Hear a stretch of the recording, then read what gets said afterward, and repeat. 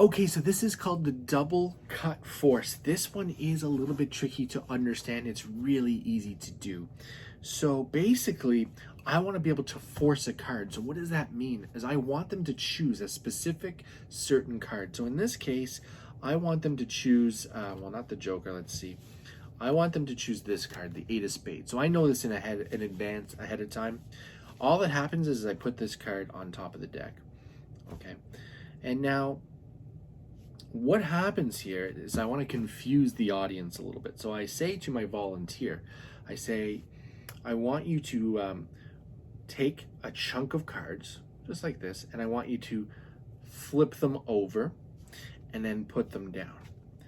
Then I tell them to do the same thing, but take even more cards the second time. So they're going to take even more cards than they did the first time, like this, that's more.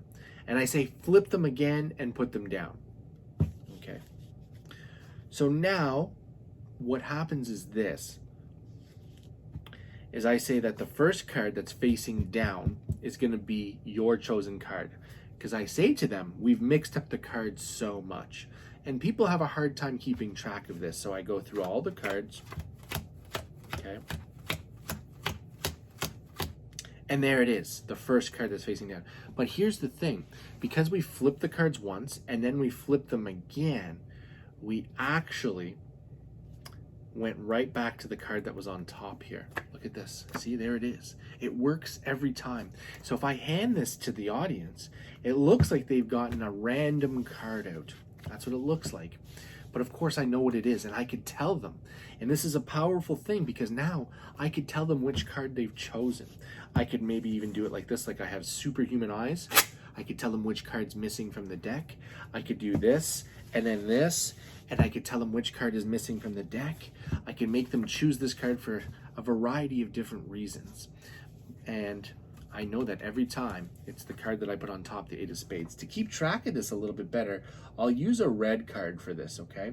And it's actually gonna be the Nine of Spades, just so you can see how this works, okay? Now this is not happening with your deck of cards. This is just for a demonstration. So let's pretend that this card is blue, but it's red so that you can keep track of it. So I tell them I have a deck of cards here and I show them all the cards. And then I say, I want to mix them up really good. I want you to take a little pile. So they take a pile just like this. And then I want you to flip it over. Okay. Then I tell them, I want you to take a pile again, a bigger pile this time, like that. It's even bigger. And then flip it back. So now all that's happening is I flipped over a bunch of cards. But if you've done this properly, watch as we go through all the cards. The first card that's facing down, which is our force card, it's called, is going to be that force card that we put it there in ahead of time. So you can see I made it a different color just so you can keep track of it, in which case I would hand it to them. It would be blue for them, obviously, because all my cards are blue. And I know which card it is. It's that Nine of Spades, as you can see there. So this is a powerful tool in Magic called the force card, or forcing a card. And yes, give it a try. You can use it in so many different ways and in lots of different tricks.